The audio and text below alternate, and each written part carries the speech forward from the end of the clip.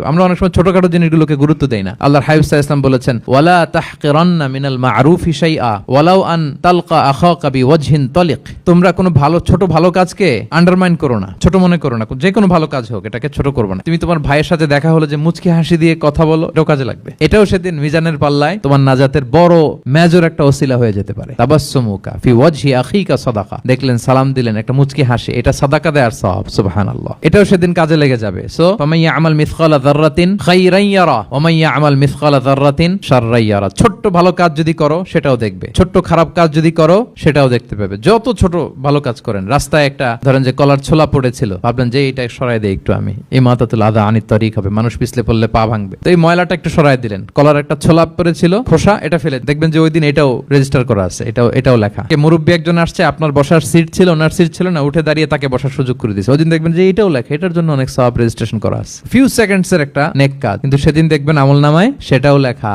কারোর ব্যাপারে, এর ব্যাপারে ওর কাছে যে কান ভারী করছেন, ফেসবুকে একটা বাজে কমেন্ট করে দিয়েছেন, দেখার কেউ নাই, ধরার কেউ নাই, দিলাম একটা গালি, দেখবেন যে ওই দিন সব একেবারে ক্ষুদ্র থেকে ক্ষুদ্রতর অনুপরিমাণ খারাপ কাজ, ভালো কাজ আল্লাহ সুবহানাহু ওয়া তাআলা তিনি সেদিন আমলনামায় সব